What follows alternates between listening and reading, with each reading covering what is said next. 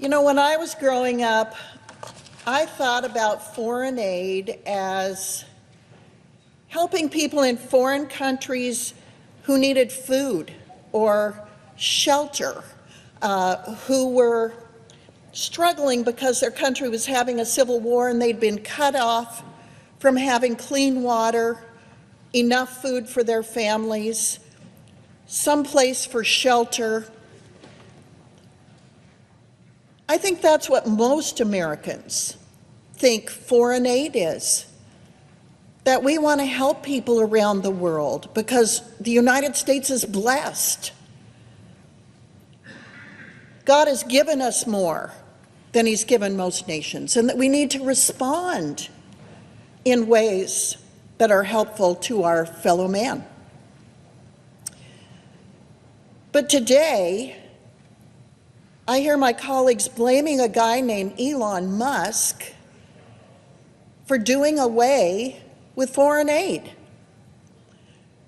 If anybody is to blame, it's us. It's the Congress of the United States for taking our eye off the mission of our country to provide aid to those around the world who need it. Millions of taxpayer dollars are being wasted on left-wing pet projects that don't benefit us here at home, that actively work against our interests and do not help those in need around the world. I believe that American taxpayer dollars should be spent making lives better for Americans and better for those around the world who have far less than we have. You know, I've been talking about our national debt since I was first elected to Congress in 2009. At that time, our national debt was just turning over from $9 trillion to $10 trillion. I was apoplectic. How could we let our national debt get over $9 trillion? Mr. President, today our national debt is $36 trillion. That's absolutely inconceivable. It's inconceivable to the American people. It's certainly inconceivable to the people in my state. They want answers. They want to know, where's all this money going? That's why they elected Donald Trump. They didn't like seeing people come into our country illegally. They didn't like seeing inflation make their lives harder, make their family pay $1,000 to $1,500 more per month with no change in their lifestyle. Inflation is eating away at the lives of American people. They're working harder than ever, and their dollars going less far. Thank you, Madam Chair. I just want to speak frankly at first to the American people. We're nearing $37 trillion in national debt. What does that mean? That means that each and every U.S. taxpayer owes over $323,000. Okay? What does that mean? That means when the EPIC, which is the Economic Policy Innovation Center, says we have 18 trillion left. That's it. 18 trillion left to take out, and we're spending $2 trillion in debt every year. Folks, we're at the precipice of a debt, like a debt cycle. We are literally at a point in which the dollar will be worth nothing. What does that mean? And we know Social Security goes bankrupt in 8 years, right? Medicare goes bankrupt in 10 years. And then 15 years from now, the dollar is completely devalued and worth nothing. So what does that mean? That means your pension, the money in your bank, your savings is nothing. It's worthless. So what are we doing? We're trying to save this country. We're trying to save your pensions. We're trying to save your bank accounts. We're trying to save this country for the next generation, and it would be nice if we had help. But instead, we have people that are fighting us on this. And I think that I would hate to be in the Democratic Party right now because you're in a really bad bind.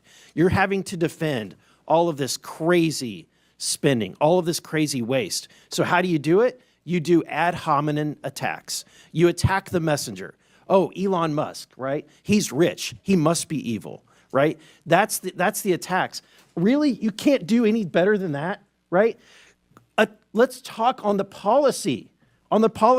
Help us. We're trying to save this country. This is and Elon Musk, who's making no money doing this, is trying to save this country. Why? Because he has invested in the United States of America more than anybody, right? So I think that we should embrace it. In fact, not a single company, governor of any state would ever turn down Elon Musk and his team of Doge from coming in and providing free services to right the course and financially in any state or organization. It's ridiculous that we would demonize someone that loves this country so much.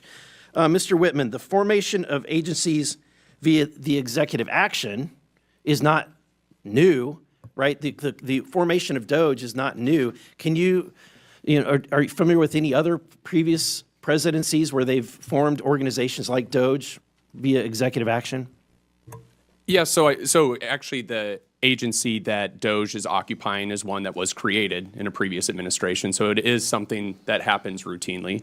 But I don't know if that answers your question. Yeah, there's been the Office of Budget Management was created, Environmental Protection Agency was created, the U.S. Digital Service, which is now Doge, was created all by executive order, right? And actually one other I'd add is USAID was originally created through an executive order by President Kennedy and then later formalized. And then, Madam Chair, I have a video I would like to end with that just, let's review, if we could cue that, to remind, and I want to remind my Democratic friends, at a point in which you once had the majority of the American people on your side, this is what your party believed in. This report tells us how to cut waste, cut red tape, streamline the bureaucracy, change procurement rules, change the personnel rules, and create a government that works better and costs less. I've read it, and where it says the president should, the president will. Among the 800 recommendations, eliminating 12% of the federal workforce, merging some government agencies like the FBI, the DEA, and the Bureau of Alcohol, Tobacco, and Firearms, closing hundreds of government offices outside Washington. From the day I took office, one of the commitments that I made to the American people was that we would do a better job here in Washington in rooting out wasteful spending. We thought that it was entirely appropriate for our governments and our agencies to try to root out waste, large and small, in a systematic way. It means cutting some programs that I think are worthy, but we may not be able to afford right now.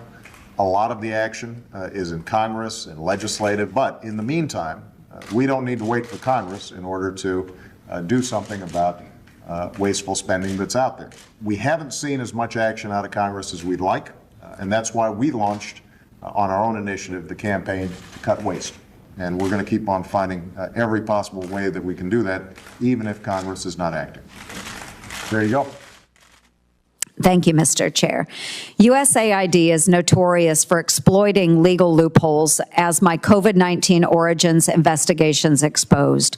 By law, all federal spending is required to be publicly available on usaspending.gov. We've known for a while that Dr. Fauci used NIH funding to finance bat coronavirus research at the Wuhan Institute of Virology, but it took the watchdog White Coat Waste Project to expose evidence that USAID was funding it too. In fact, the bulk of the money came from USAID.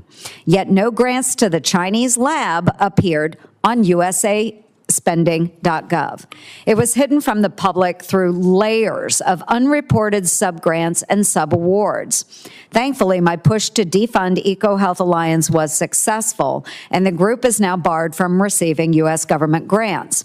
But this is why my TRACS Act must become law to prevent money being sent to China, the Taliban, or any other foreign adversary.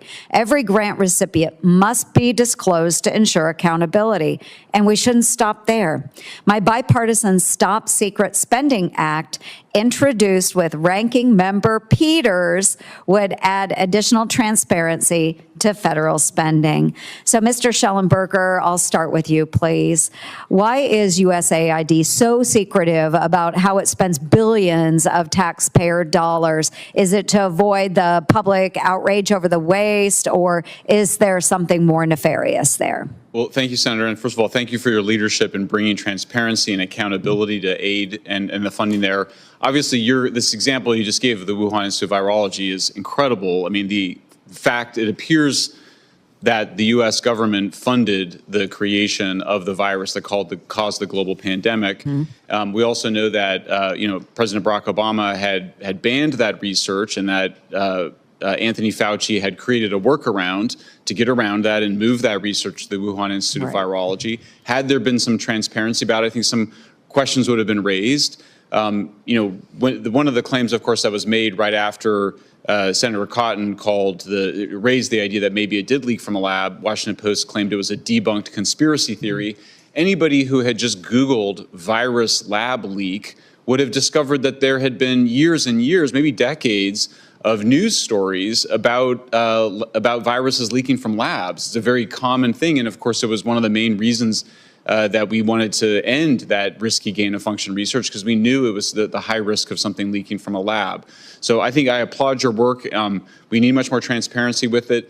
As I mentioned before, I do think that some part of that motivation may have been to hide regime change operations that were run by USAID in concert with the State Department. If you're going to be doing regime change operations, those belong in the State Department and with the CIA, not in a charitable organization, because if you genuinely want people to trust in vaccines or other public health measures, it's a terrible thing for them to believe that maybe it's part of some counterterrorism operation or some manipulation by the U.S. government that has some political motivation or some regime change motivation. If it's truly, truly charitable support for things like, for good causes, then there has to be a firewall between that and what the CIA and the State Department are doing. Yeah, transparency, transparency, transparency. It is so important. Today, we are going to dive into reckless and wasteful spending of our federal government, particularly when it comes to foreign aid. The United States should not be the sugar daddy for the entire world, especially not for countries and organizations who act contrary to our nation's beliefs. Our country is $36 trillion in debt, yet we continue to send billions of dollars overseas, often funding projects that are not just useless, but in many cases actively harmful.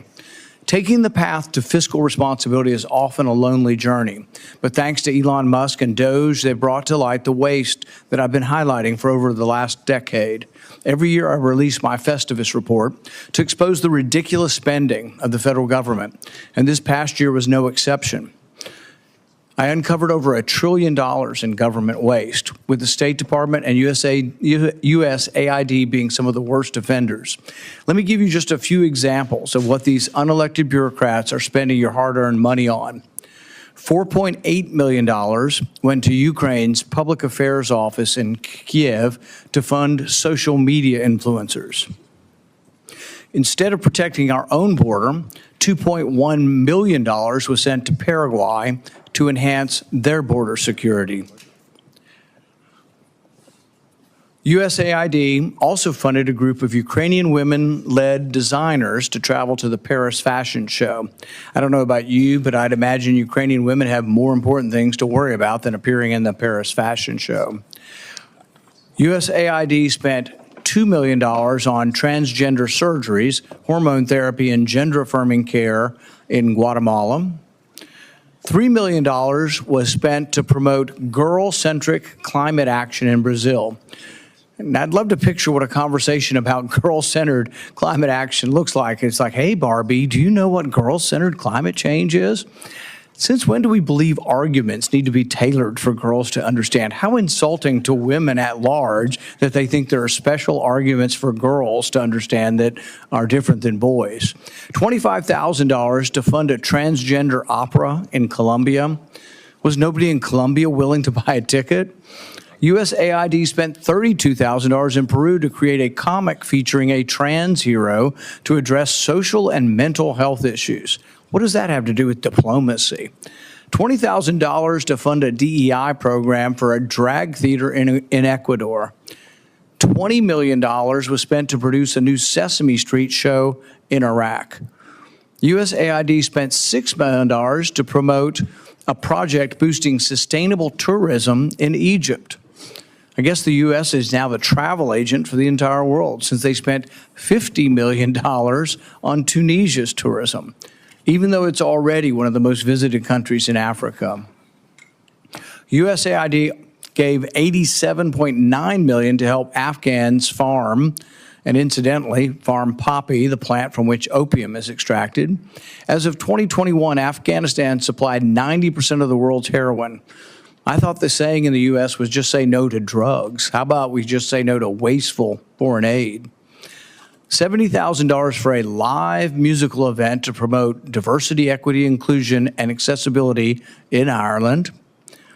State Department paid $330,000 to compile a disinformation index to blacklist conservative media outlets. USAID funneled over $54 million to EcoHealth Alliance, funding the very organization linked to the Wuhan Institute of Virology, the likely origin of the COVID-19 pandemic. Disgraceful.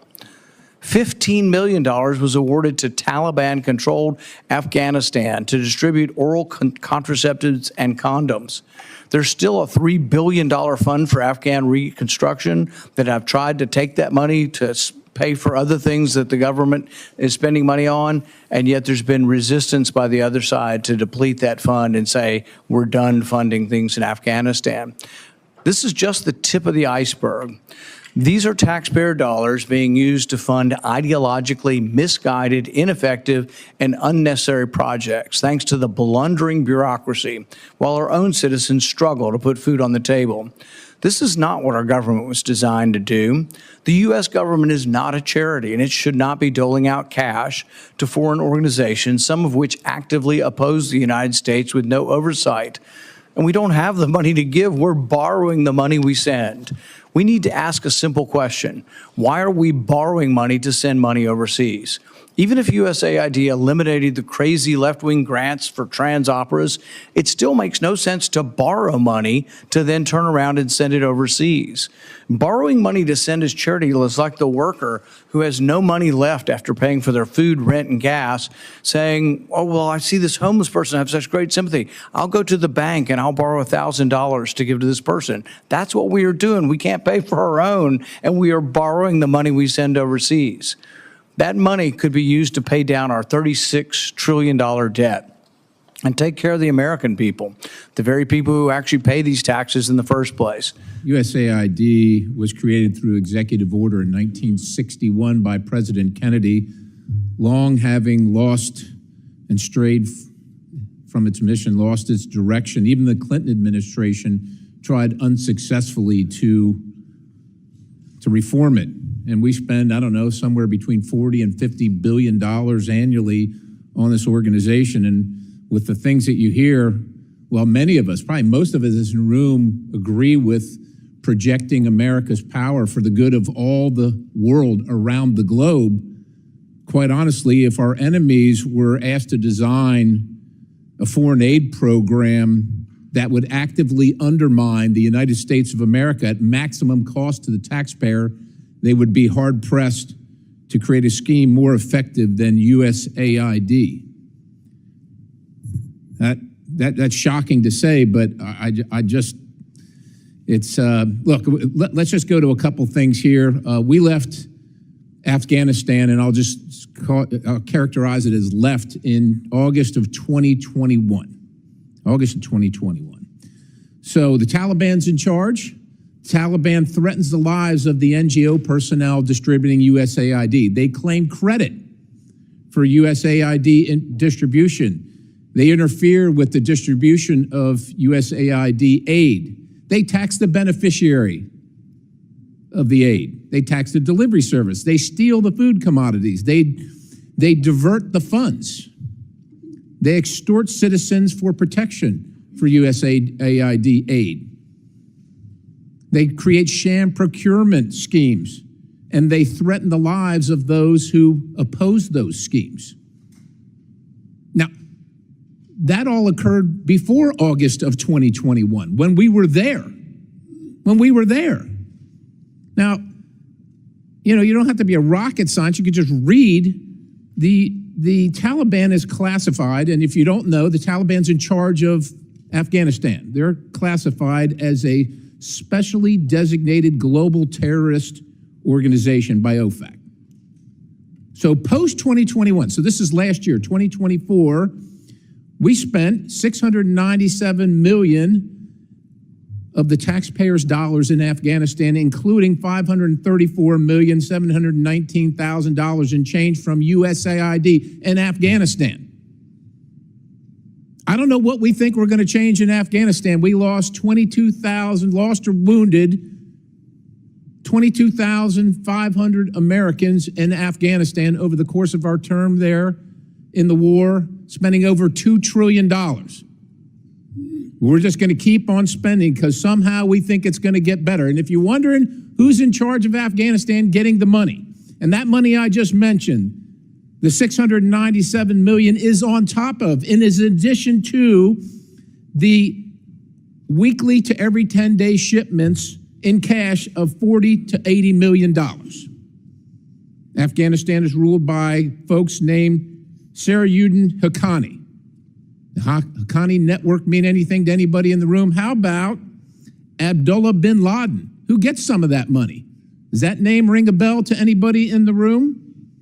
Because your money, $697 million annually, plus the shipments of cash funds madrasas, ISIS, Al-Qaeda, Boko Haram, ISIS Khorasan, terrorist training camps. That's what it's funding. If you think that the program under Operation Enduring Sentinel, entitled Women's Scholarship Endowment, which receives $60 million annually, or the Young Women Lead, which gets about $5 million annually, is going to women who, by the way, if you read the Inspector General's report, is telling you that the Taliban does not allow women to speak in public. Yet somehow you're believing, and American people are supposed to believe, that this money is going for the betterment of the women in Afghanistan. It is not. You are funding terrorism, and it's coming through USAID. And it's not just Afghanistan, because Pakistan's right next door. USAID spent $840 million in the last 20 years on Pakistan's education-related program. It includes $136 million to build 120 schools, of which there is zero evidence that any of them were built. Why would there be any evidence? The Inspector General can't get in to see them. But you know what? We doubled down and spent $20 million from USAID to create educational television programs for children unable to attend the physical school.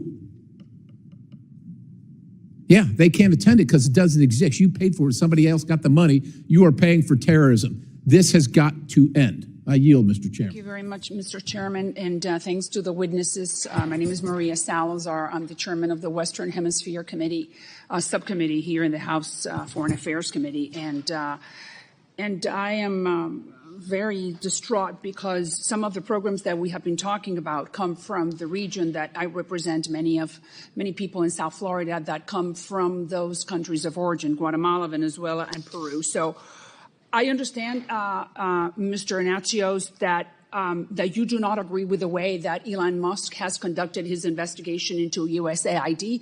But I do believe, coming from the world of television, that you are judged by the results, not by the process. And Musk has discovered things that are completely and absolutely embarrassing. And in my, specifically in the region that I'm saying that I'm representing a lot of constituents. So I just I want to salute you because you said that you did the job, you were the administrator, that you went line by line, that you were cleaning up the different programs, that you took your job very seriously. But apparently, we are in different times. And I'm just going to share with you within the time that I have 3 programs coming from Latin America, which I think that are highly embarrassing. Let's start with Venezuela. And here's the video that Chairman played before. Venezuelans, they're fleeing Marxism. They're hungry. The average Venezuelan weighs 15 pounds less because of lack of food. We know that Chavez has destroyed the country. They make it to Ecuador. They're tired. And then they encounter that the United States, which is the beacon of hope, is offering this program to become a drag queen. So I think there's something wrong with that picture. And I'm not sure if we can play it again, but I just wanted your opinion. Well, that particular program was a State Department program.